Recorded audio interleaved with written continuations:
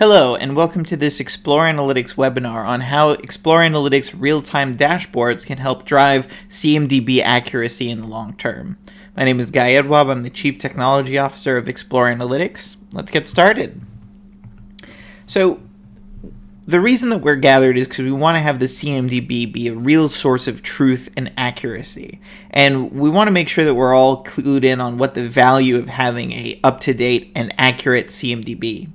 The CMDB underlies all of your IT processes, so if you want to be improving the security of your IT infrastructure, you're going to need to know both what's actually out there to secure and how it relates together. You also want to make sure that you understand the costs of your IT environment, so you want to make sure that you know what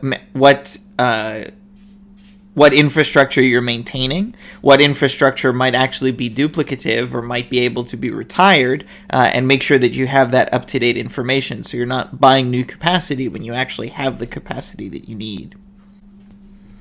And lastly, stability, to make sure that you're delivering on your SLAs, whether they be response, resolution, making sure that the services that you're delivering are well supported by knowing what the infrastructure is and being able to understand if you have proper redundancy and things like that. So for all these reasons, you're going to want to invest in making sure not only that you have a CMD, but that it's really accurate, that the decisions you're making about security, about financial investment, about how you invest in the stability of your services is based on the real up-to-the-date information. That's why we want to expend the energy to make sure the CMDB is up to date. So now that we know why it's important to keep the CMDB accurate, let's talk about some strategies on how to keep a CMDB up to date. The one that's most commonly talked about is automated discovery. It's good for making sure that the CMDB has all the technical details. Depending on what solutions you're using, it might be discovering all the physical infrastructure, it might be discovering the relationships between that infrastructure, the network components. So it's very good for gathering all the technical information that can be very time-consuming to gather for yourself. And if you're using an automated discovery solution, that's going to be ongoing. So on whatever schedule or however, whatever agent or agent list is out there, you're going to be gathering that information on an ongoing basis. But a lot of the key information that you need in order to understand the stability, the security, the cost of your infrastructure goes beyond what automated discovery can discover. Things like who is the primary owner for this infrastructure? What business services does it support? How does it fit into the business processes? Those are things that at the end of the day, a human being has to put in and understand. The way that we're typically today seeing IT organizations get that human data up to date is using data audits on a yearly or every other year basis. You're sending out people to go and validate all the components of the CMDB, all of the information that's populated by people, and make sure that it's still up to date. He keeps the confidence in that data high, making sure that someone has validated, yes, all of this is correct. It covers machine data that automated discovery can't discover. But it does require large-scale human intervention. Usually it's a big project to have people go and certify to the data that's in the CMDB, and so therefore it winds up happening not too frequently. And that means that it's happening at long time intervals, meaning that in between those certifications, you might have a lot of data inaccuracy creeping in, and you're not going to address it very soon. That's why we're going to talk today about real-time dashboards. Like with certification, it keeps the confidence in the data high and it covers data that machines can't discover.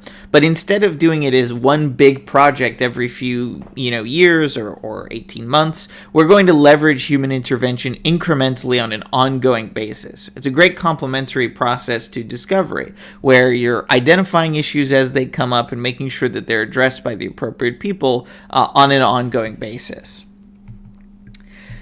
The reason that we want to take this approach is because the audit model, that kind of one-time, data structure, means that often there's a centralized team that has to do the work of that audit. Whether they're farming out that to business service owners, they're the ones creating the lists of tasks, sending those tasks out, making sure that people are actually addressing them and following up on it.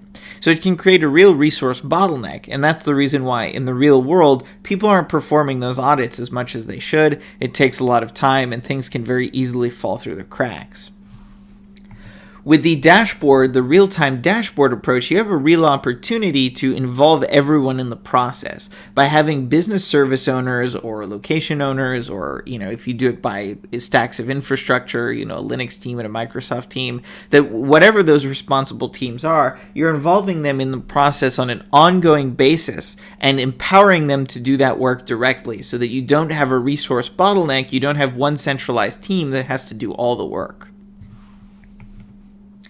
So to share a little case study to talk about this, we had an organization we were working with. They were a Fortune 50 manufacturer. They were in the process of consolidating onto ServiceNow from a number of different solutions. They actually had 5 CMDB and asset systems, but they were at a very mature place with business services at multiple levels. So the reason that they brought in Explore Analytics was because they wanted to make sure not only that they had the kind of reporting they needed, but that it was business service owner driven.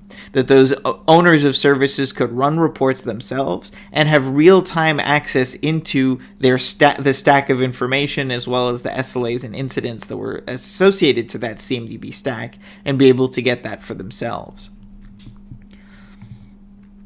Now, I want to talk briefly, when we're talking about dashboard, about the difference between real-time live reports and KPIs, because I often see IT organizations confusing this. KPIs measure the process, whereas live reports are what's driving the process. To give an example from service management, a KPI is tracking what's the average age of incidents in our backlog. So how long is the average incident sitting in queue? That lets you know how well you're doing at delivering service. A live report, on the other hand, gives, for example, a manager of a team the ability to see for their team members what's the age of incidents in those queues, and allows them to actually drill through and take action on them. So I could drill through and take action on these 17, 8 stale incidents that are within this queue. So the KPI is how executive management understands whether or not we're successful, but the live reporting with something like this aging report is what's actually driving this to resolution.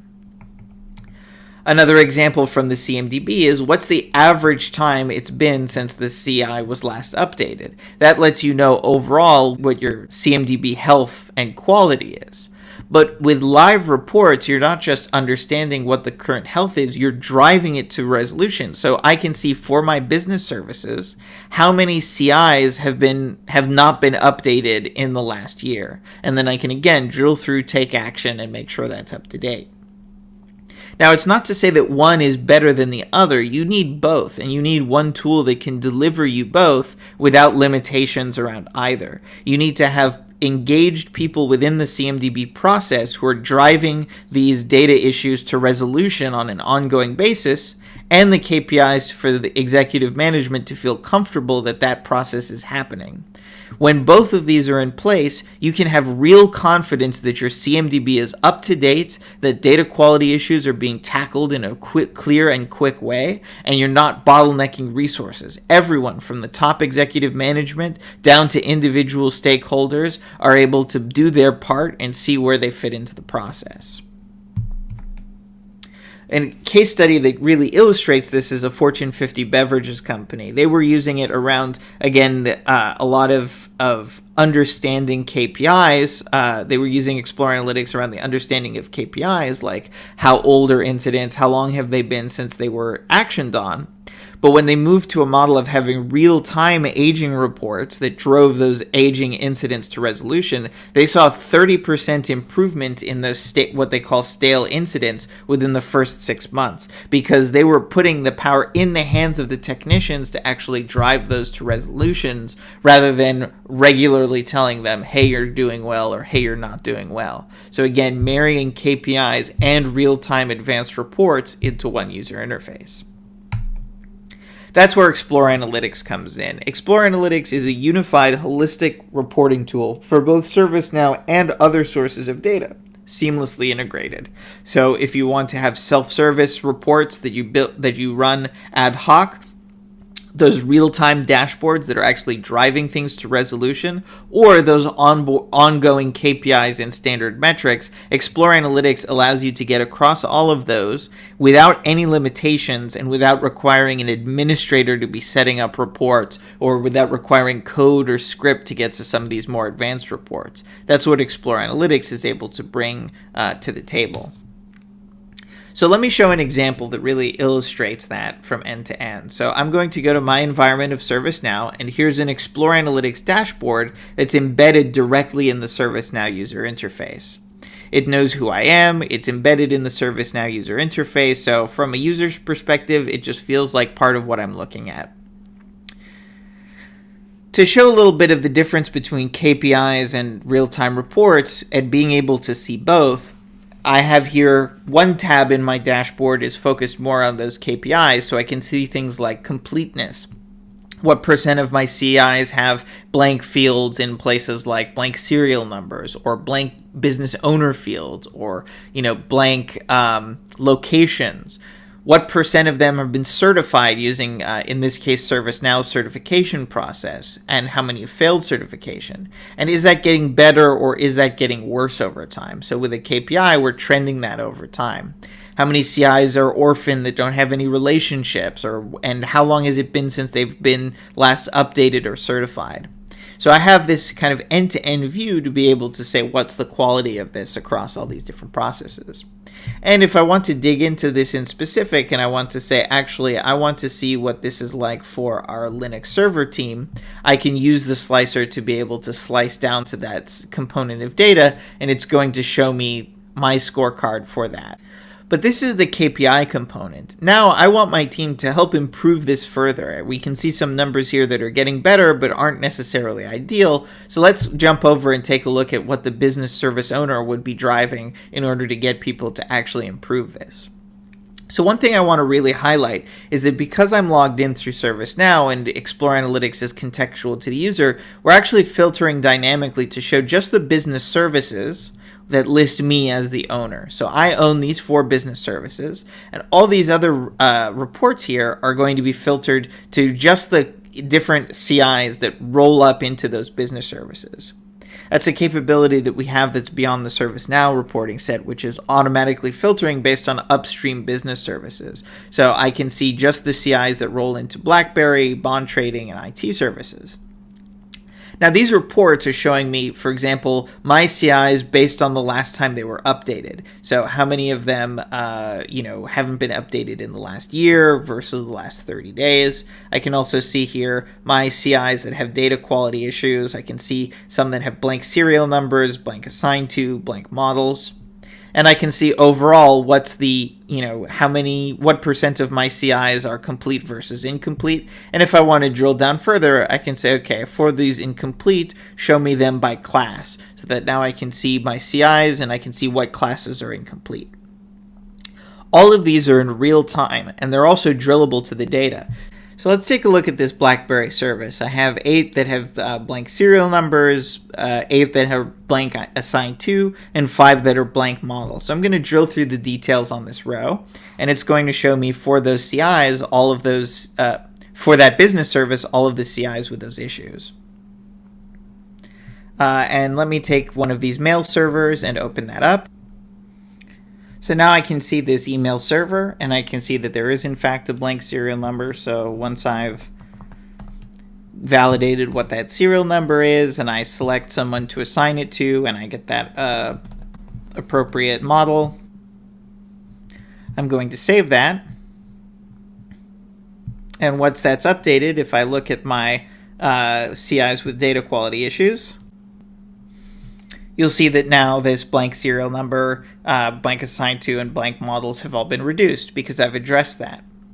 So you can see it's very powerful. We go from having visibility into that issue, into taking action on that issue, and then seeing the results. And once I've gone through that process, that KPI is going to improve the next time it runs, next week or next month, because now I have one more CI that is in fact complete.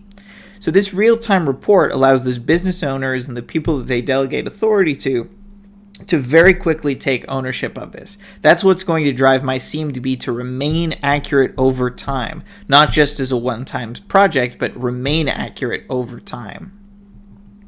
Now, one of the key components of this is that we want to make sure that these reports are really easy to set up. We make it very easy for you to build new reports of these. You can see that we're doing some advanced things here. So Explore Analytics is providing that ability to walk upstream to find a business service where I'm in the owner field, and make sure that it belongs to some business service, in this case because we're looking at the ones that roll up to my business services, and in this case where the model ID is null. But actually, let's do a different one where we say that the model is actually the same as the model that's associated to the same asset, right? Where we want to say that the asset and the CI that are related to each other don't have two different models listed. And again, I create this, I run this report, and now I've found a different set of CI where the model on the CI and the model on the asset don't match. Or I could, drive a condition where, the user that it's assigned to is no longer active. Once you have that ability to very easily drag and drop and use these filter conditions, it's very easy for you to continue to expand this out, identify other sources of data quality issues, and include that on that dashboard. So rather than having your time being spent into going over the same certification tasks, your focus can be spent on how can we automate the discovery of more data issues on this dashboard. Thanks for joining us as part of this webinar. We've just scratched the surface of that process of using Explore Analytics to keep your CMDB highly accurate. We didn't touch on things like comparing data across multiple data sources. There's a lot further that you could go with this, but hopefully this gave you a taste for how you can leverage Explore Analytics in this way.